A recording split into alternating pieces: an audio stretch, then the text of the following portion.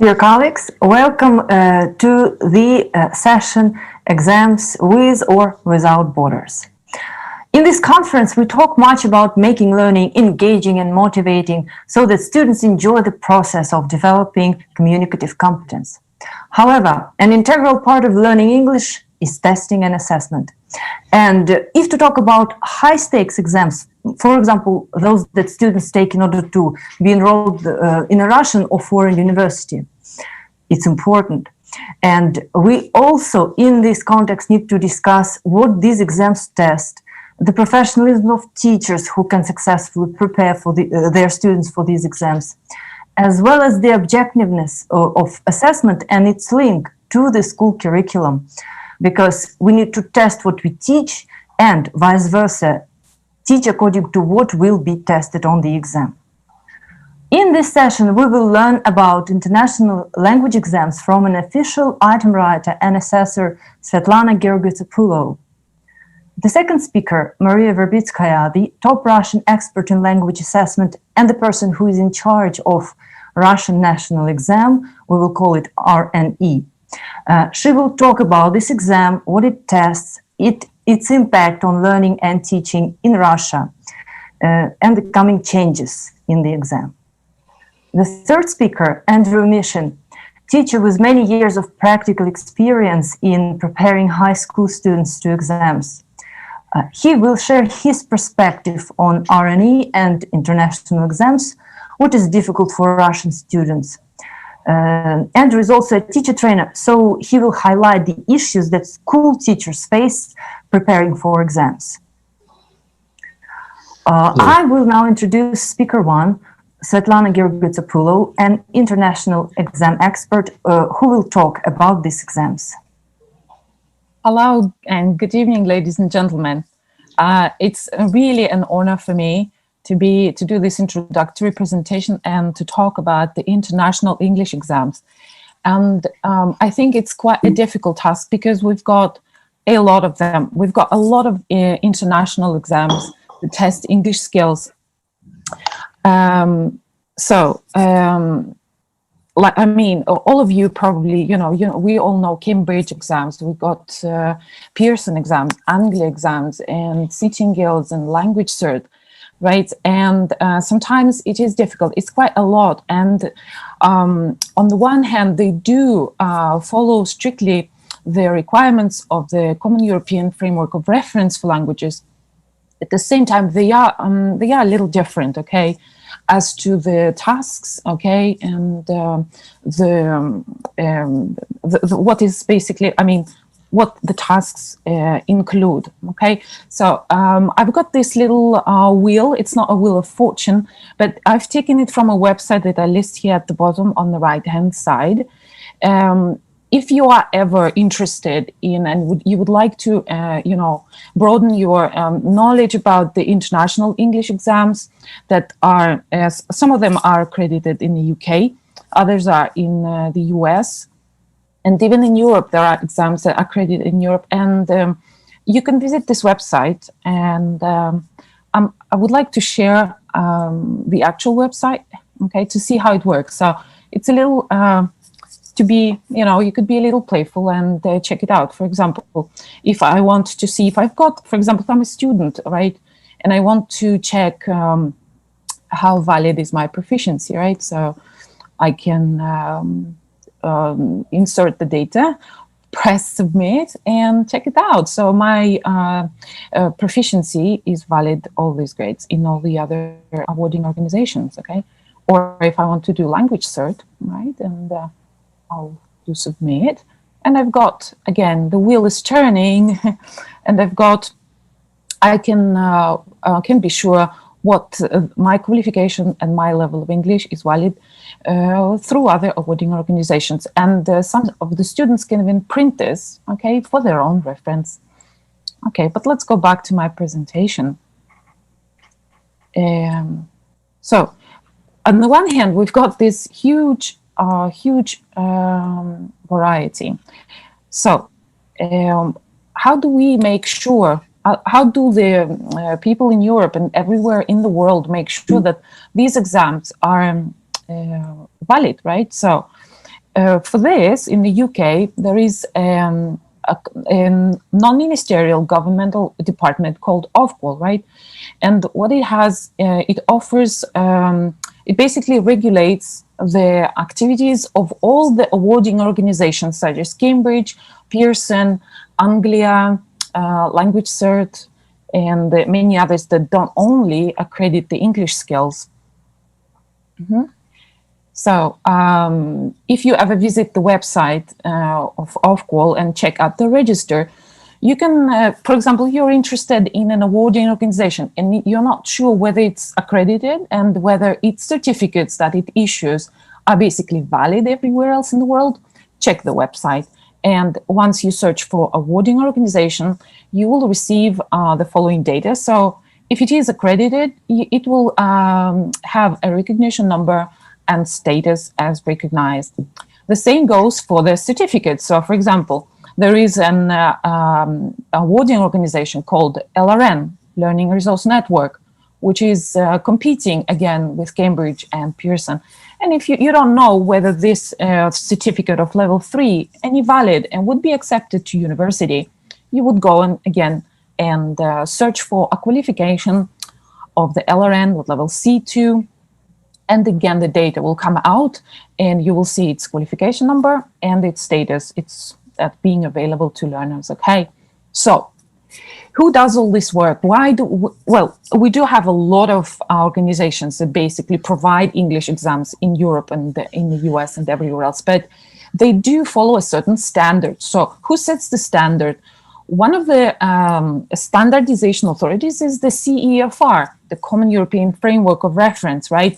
That's been developed a few decades and basically sets the standard for skills and knowledge of foreign language in all the foreign languages, not only English. So since we are talking about the EEG, the Russian EEG exam, which is equivalent to the B2, so I've decided to provide a little, it looks like a lot of information, but if you have a minute listening and the reading at the same time, it's a good idea. So basically, this is what is written, is one of the requirements of the CEFR for the level B2 of any foreign language in Europe. So as you see, the person at B2 can understand the main ideas of complex texts, and he can discuss something concrete and some abstract ideas. And I've got my cheat sheet here. So this person can participate in meetings in the area of her expertise and discuss gender issues, talk about personal finances, and talk about personal and professional lifestyle, explain education, and so on, okay? So this is just the general outline of the level B2. And if you want to go into more details, you can visit the website that I list here at the bottom. And this is a PDF of the CEFR that describes in detail what every level stands for, what kind of skills it represents. So this slide is only about B2 speaking skills. So the speaking skills of learners and candidates are tested on 5 criteria: accuracy, fluency, coherence, range, and interaction. And these are the details. So the B2 by CFR, these are the details. So what kind of speaker we expect a person to be a successful candidate, okay? So all this said, when I was preparing my presentation, I also thought about another exam, which is called IGCSE, which is a General Certificate of Secondary Education in English as a foreign language, which is provided in the UK for all the students when they graduate high school, as well as provided by the British Council everywhere else where it is necessary. For example, in Cyprus, where I live, and where many students, we've got a lot of English schools attended by children from many nationalities, and they want to learn the English curriculum and join English universities. So they do take the IGCSEs in all the subjects at the end of their school studies, right? So I thought that would be a more appropriate exam and to compare with the Russian exam EEG for the English as a foreign language. So This is, again, a little information. It looks like a lot, but I'm not intending to read this.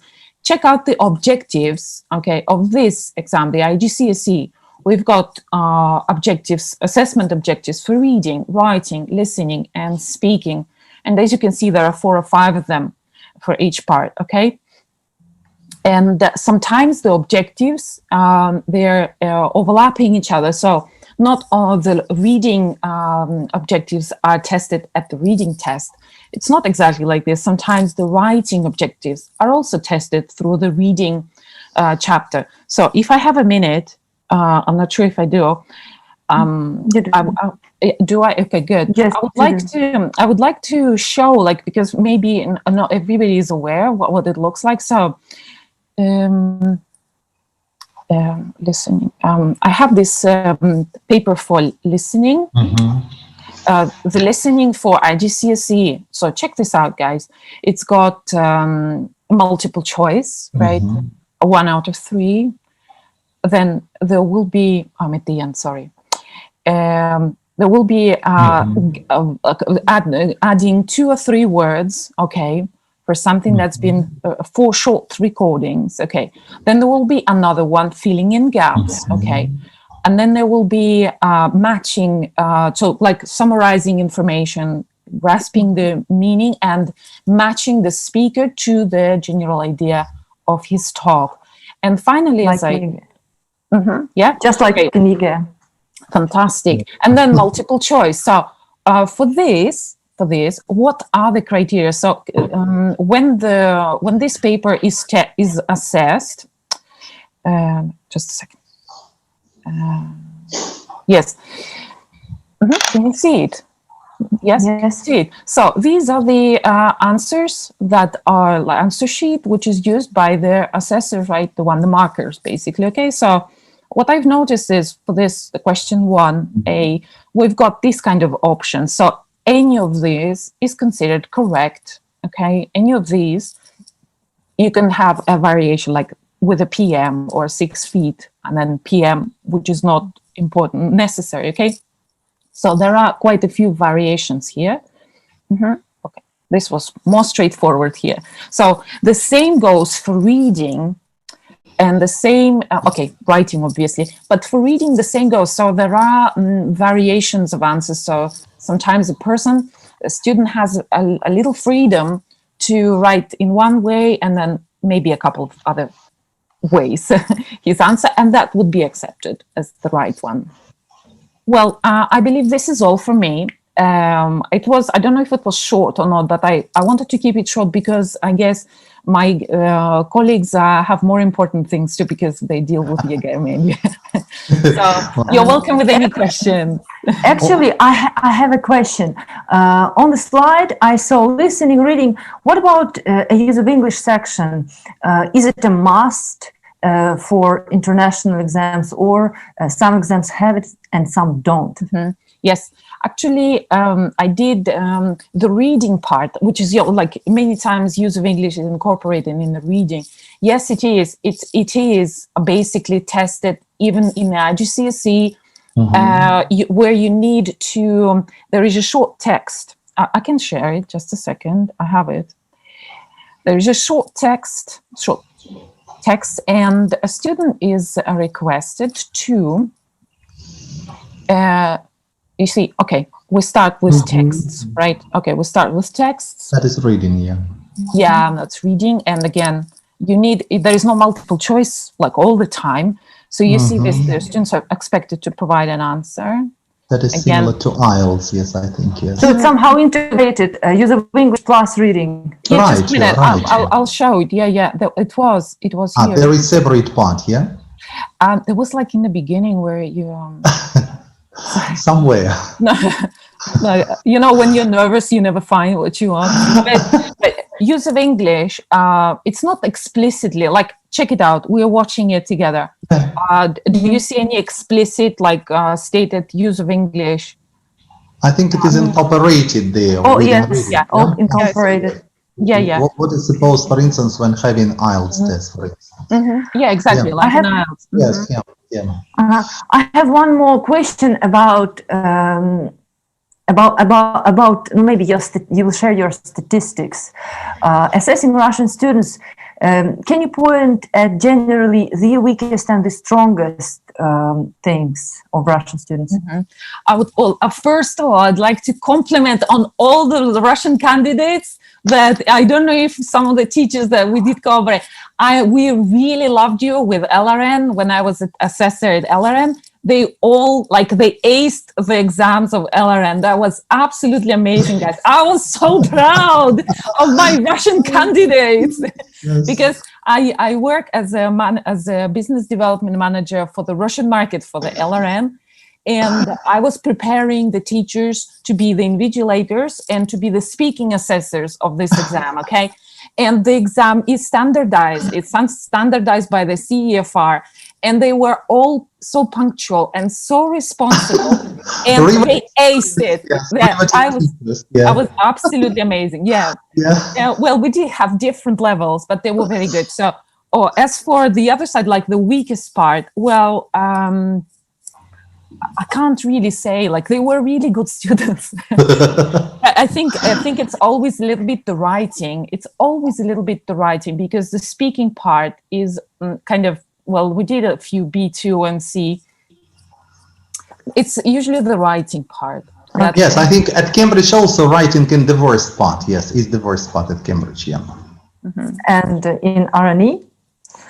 Writing also, task 40, surely, yes, that is one of the most difficult, and all cognitive ideas, for instance, connected with reading 12, 18, yeah, the same situation is with Cambridge exams B2, C1 level, because our students now have a real problem connected with reading something that is long, so to say, you see, because now we have fostered this Google generation, you see, that is can read only within using 2-3 lines, yes, and when there is a text, yes, for the page, yeah, that is a real challenge, yes, and that is our problem that we try to solve with them. Okay, you mentioned assessing. So my last question to Svetlana, for example, IGCSE. Are there any requirements to qualification or language level to become an assessor? Well, for the IGCSEs, which are provided, again, we never did it in Russia because obviously they're English, high school exams. Well, all the teachers in Cyprus and in the UK, they are professional. They've got their, academic degrees, right? Some of them are with CELTA. So the question of the language expertise is not a question at all. So they're really, they are the masters they've got proficiency, they know the language, and on top of that there are a lot of skills to build. It's like you name it, like firstly when I provided this kind of training, firstly we had to learn about the CEFR and all the different levels. And if you're going to assess a student at B2, you cannot expect this person to to be if a student is not at B2, if you're assessing A2, right, you cannot expect him to speak like at B2, right? So yes, this is the one you need to know what your expectation must be, and always be in line with this. Never to on the right side, never on the left side. So you have to know exactly what kind of profile of a student you are assessing at the moment. So that's why, for example, assessments of one level are usually done in one day. You cannot do mix because, and then there is another psychological where your behavior, how calm you are, how encouraging you are. You have this image of calmness and in control, because then they look at you, the students look at you, and they're obviously in a lot of stress. And another is, so basically what I'm trying to say, a B2 exam have to be assessed by an assessor with at least C1. Should. Oh, should. Well, with a C2, C1, C2. Okay, they're very close anyway. Okay. But not B2. No, they cannot be equal with a student. No, not at all. No. But again, Thank this you. has never been an issue because the IGCSEs are usually, done mainly by the native speakers, right? Like, Surely, yes. Okay. And not so many people take part in it, for instance, compared to Russia. Okay. Thank you, Svetlana, for sharing your expertise. In Russia, high school students take a national foreign language exam, which tests communicative competence and at the same time school curriculum. It's an elective subject and it is required to be enrolled in Russian universities, some faculties. And many Russian teachers compare national exam and international. So from the second speaker, Maria Verbitskaya, the person in charge of Russian national exam, we will learn about it, what it aims to test, and whether we can compare it with international ones. And besides, we will discuss the impact of exams on learning and teaching. Hello, dear colleagues. Thank you for inviting me. It's an interesting experience to be in this conference. Could the operator start the slides, the title slide?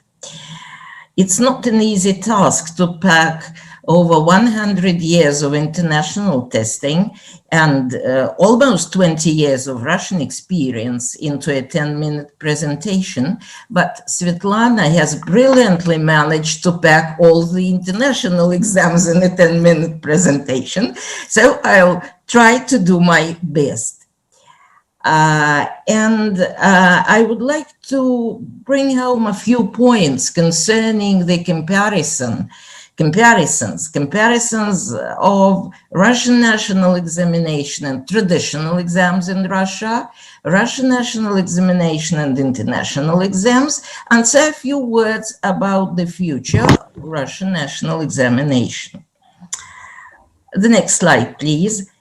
If we want to understand what the Russian national exam is really about and what its impact on English language teaching in Russia is, we should compare it with what was before RNE, with a traditional exam that used to be typical for a very long time. So the examination tasks were read and translate the text, read and retell the text, translate some sentences from Russian into English, and topics, from my family to environmental protection and other things like that.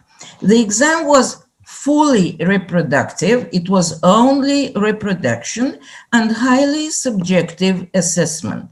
Actually, I'm not sure we can call it assessment because the mark, the final mark, was determined by reputation of the student in this or that school. It was completely internal examination and during some years of learning English, but also what was his behavior at school and so on and so forth. So when times changed and new needs of foreign language learners transpired, the contradiction between the aims of foreign language teaching and the exam format became only too obvious. At that time, at the turn of the century, the experiment of introducing Russian national exam, an exam of a completely different format, started.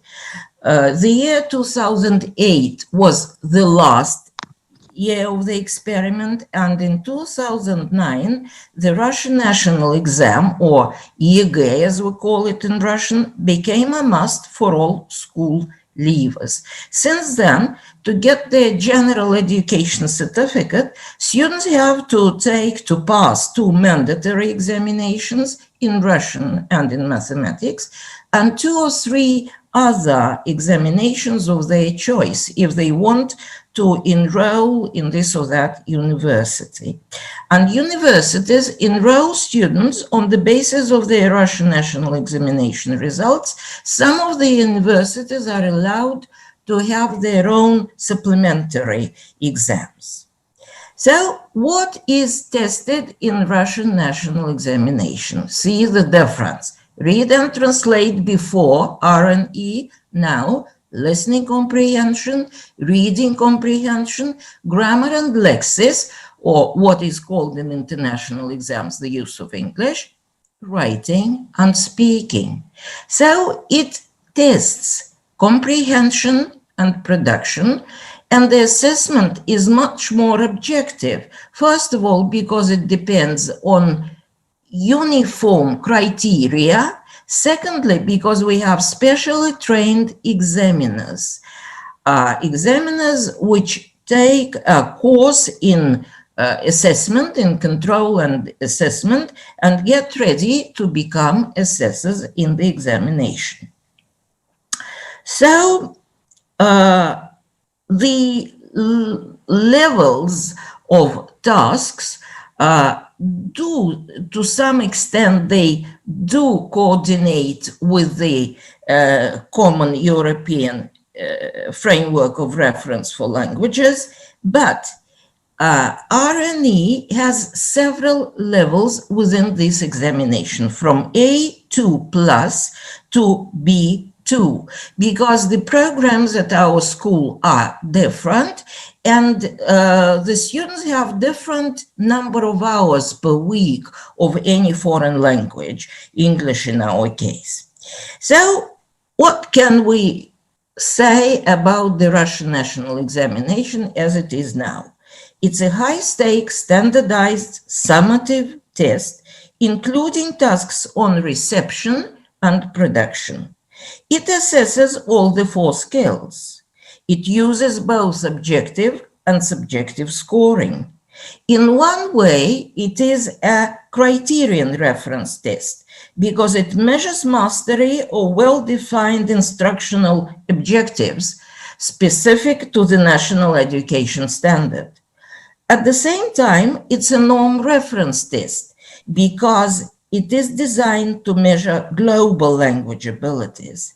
Its second purpose is to spread students out alongside a continuum of scores so that those with low ability are at the one end, and at the other end, we have those with high abilities, and the majority of students are there in between, which is called in testing normal distribution. But this can be, subject of a separate presentation and a separate discussion. What is more important, how do we answer the question, does this test affect what we teach? Yes, it does. The Russian national examination washback effect on the process of teaching is great. And now, after 10 years experience, we can see it very clearly.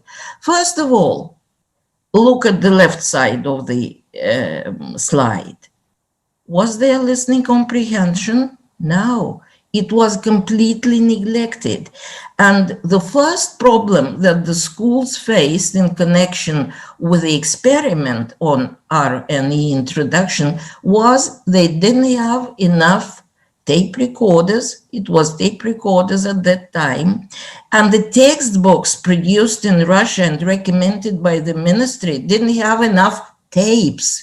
Yes, it was tapes, not discs, not MP3 or anything like that.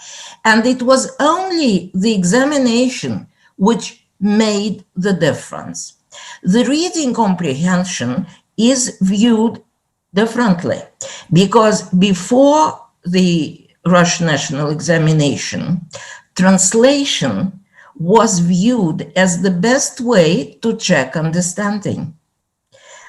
We understand very well that understanding is the first to come, and you can't translate if you don't understand. And translation or interpreting does not reflect whether you understand the text. But that was the official methodology in those times.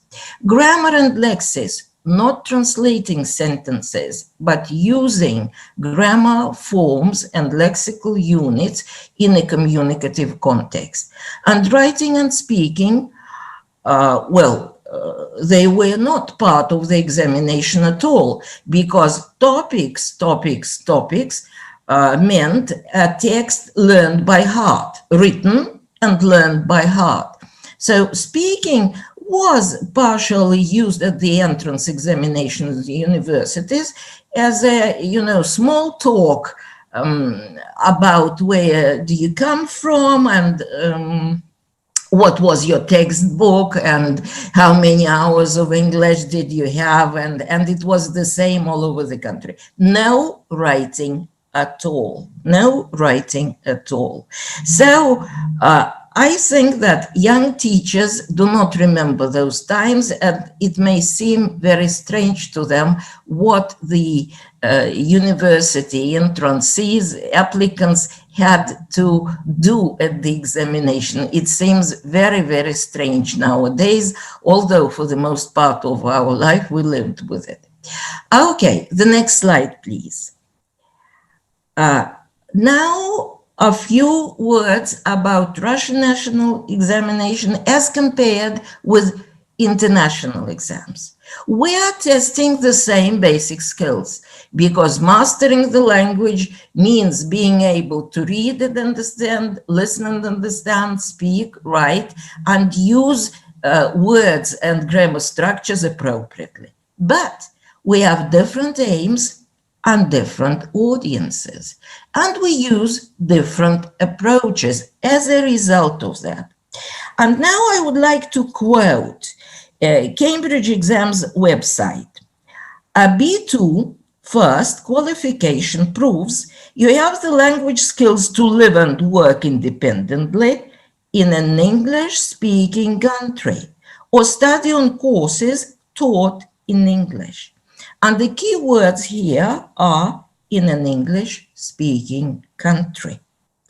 High scores in the Russian national exam mean that you have the language skills to continue your education on the university level and study on courses taught in English, but not necessarily in an English-speaking environment.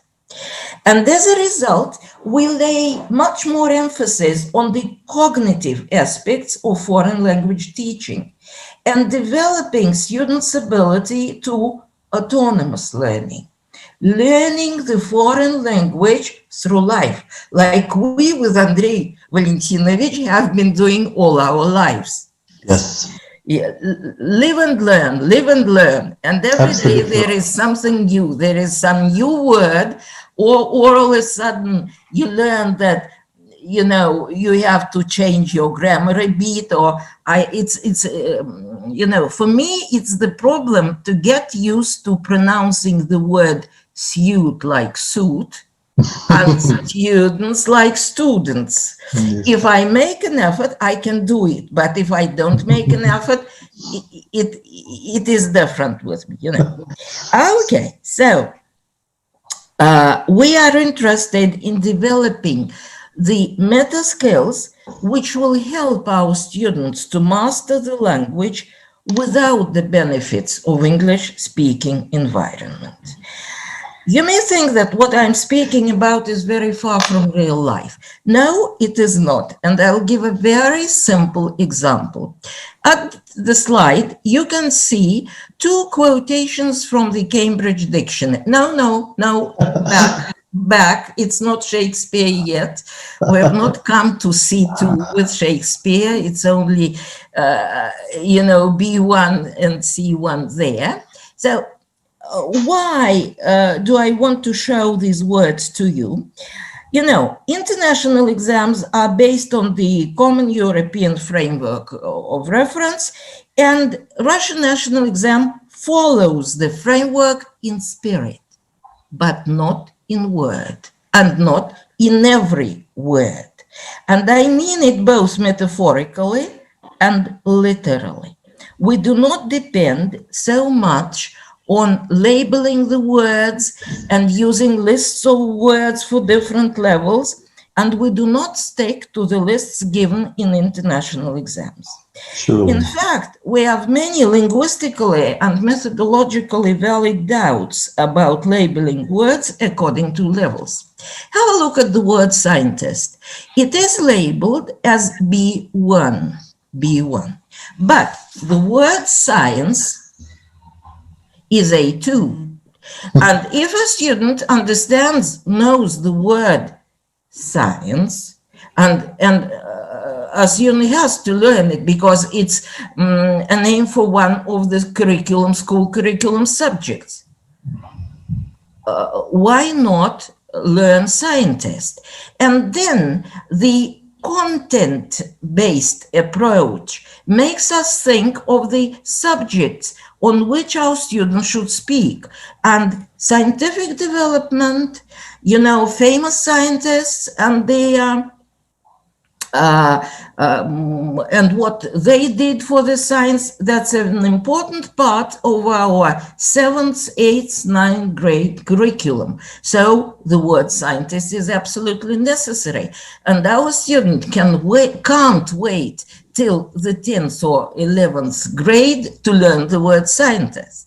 The word officially is an even more interesting example because it is labeled at C1. So our student is not supposed to learn, to understand, to use the word officially within the school curriculum at all, because C1 is higher than even what is required in a specialized school, Okay, Maria Valerina, small question. So we cannot compare Russian national and international exams because they have different auditories and different aims. Russian speaking why environment. not? We can compare, but we should understand the basic difference. This different aims, because an exam is not an end in itself. It's a means to an end. And we should understand what we teach, what for do we teach this and not that, and how to assess, how to check what we are teaching. So this is very important.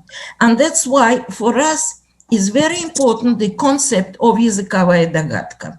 It's very difficult to translate it into Russian. I'm afraid they don't have an equivalent to this term. We are very short on timing. Could you please tell us whether RNE is going to stay the same or is it going to change? It is going to change, and it's only natural because the language changes, people change, teachers and students, and which is most important, the federal standard, the federal education standard changes. So we are on the brink of a new Russian national examination. In the near future, the model will be published on the site of the Federal Institute for Pedagogical Measurement, FIPI, in Russian, and a very simple website, fipi.ru. And we'll have very many novelties there, integrated tasks, and not only that, but meta content, interdisciplinary tasks, and all of that will be introduced. But the introduction will take about 2 years. So it's not tomorrow.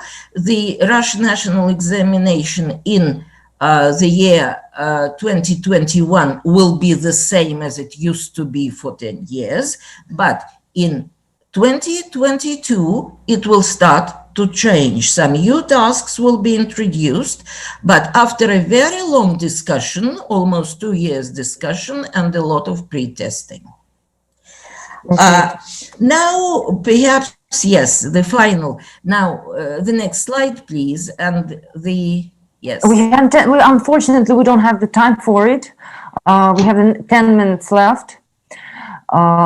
Okay. Then just 1 minute to finish your presentation.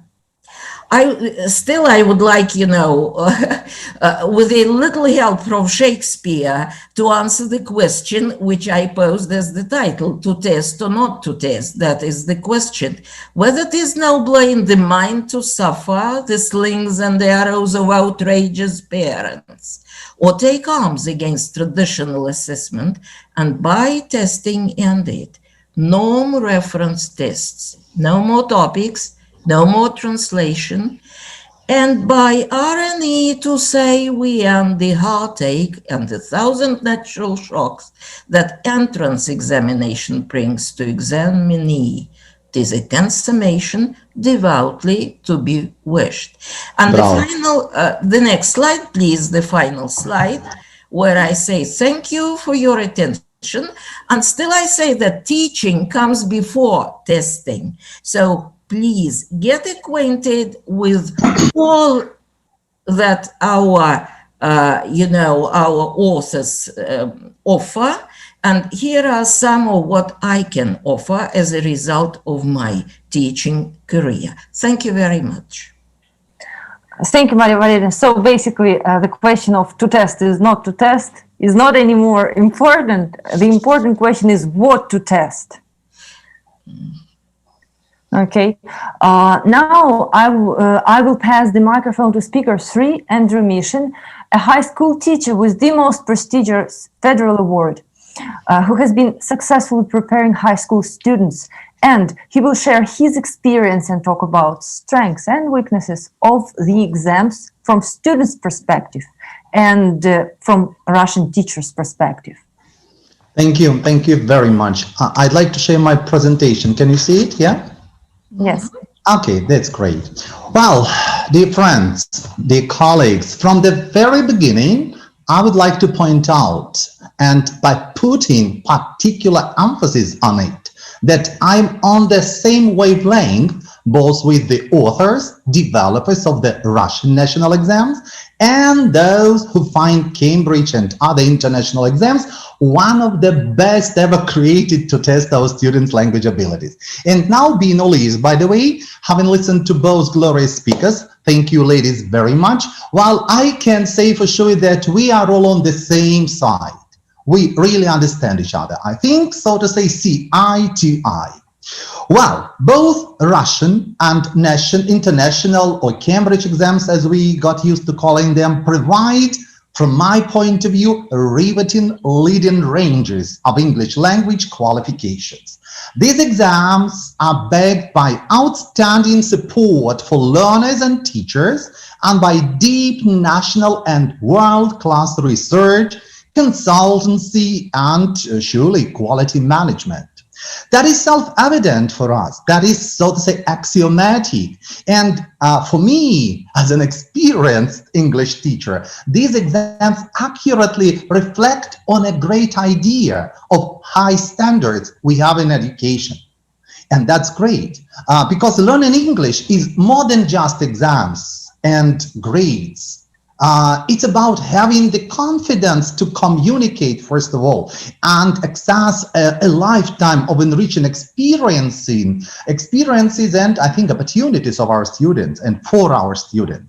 And these exams, these qualifications are designed both by FIPE and Cambridge, especially for example, for school-age students, giving them regular milestones, colleagues, to keep them motivated.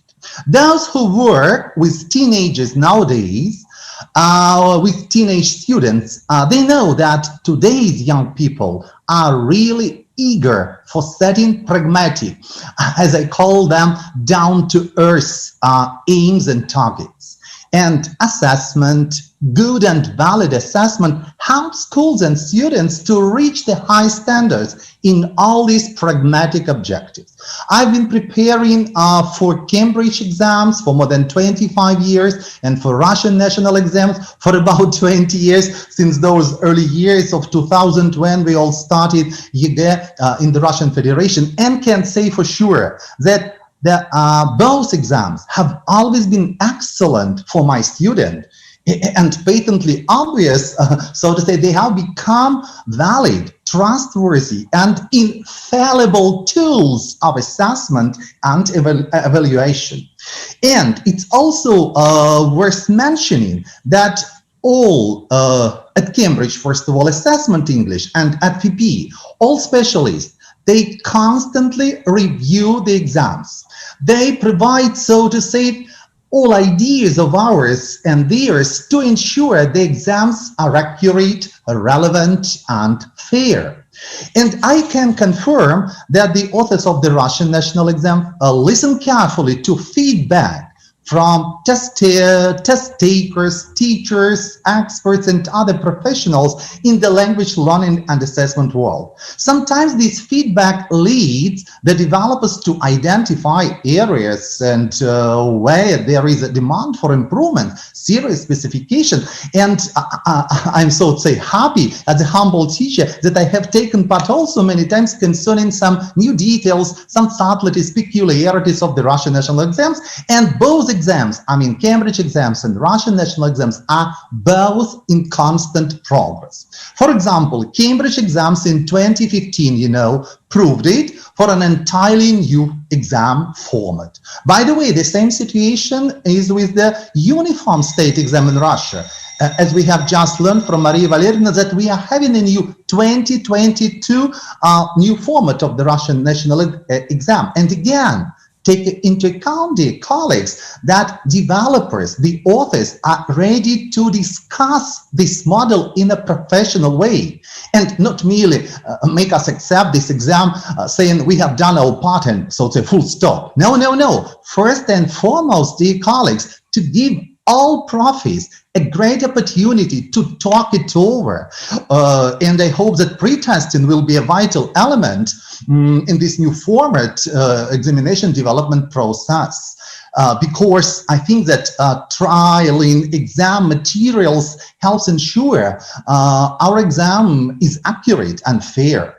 And the teachers got used to all interesting new formats and changes because we are incurable optimists, dear colleagues, who pretty much came for anything.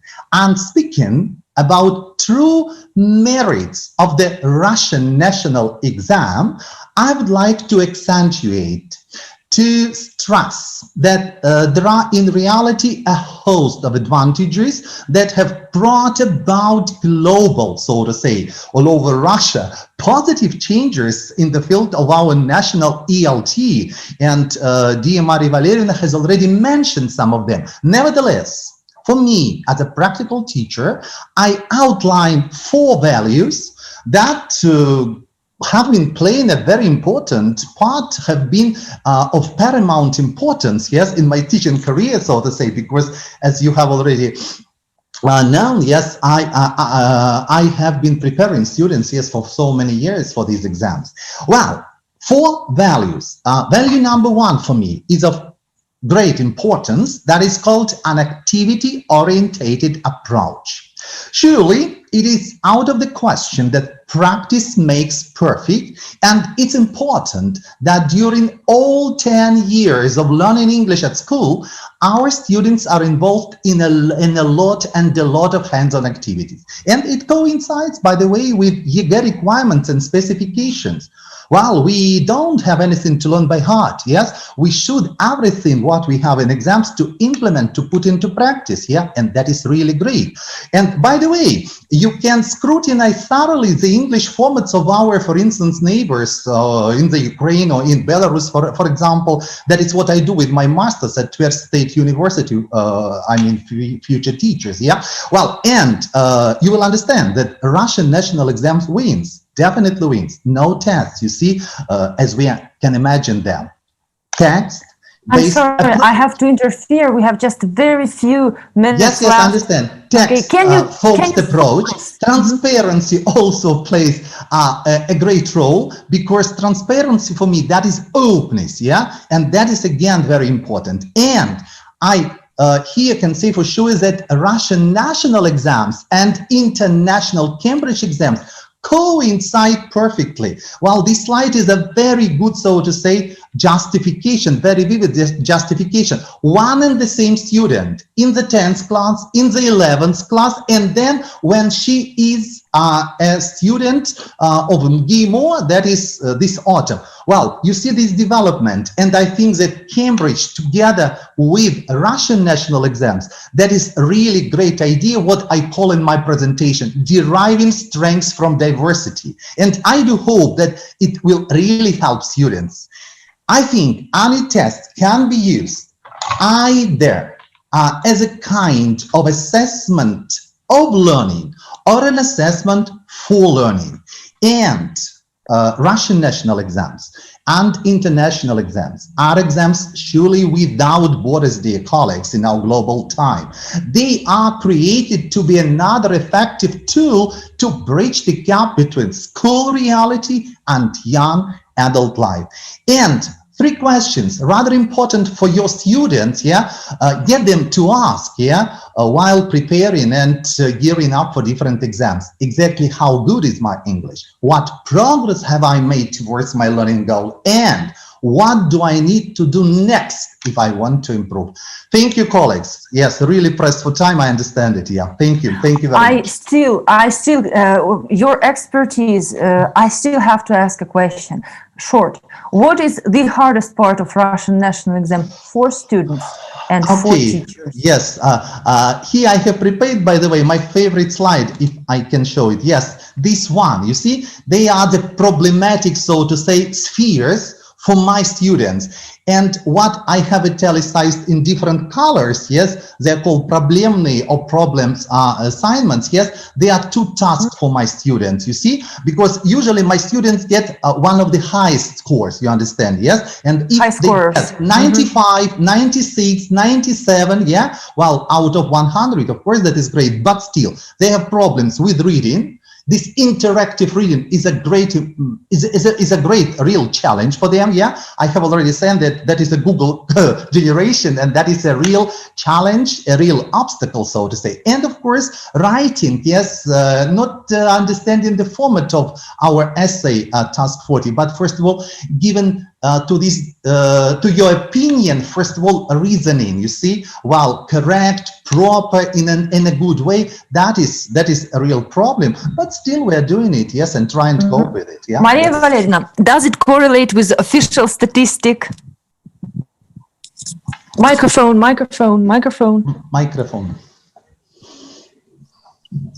I was coughing and I switched it Good. off.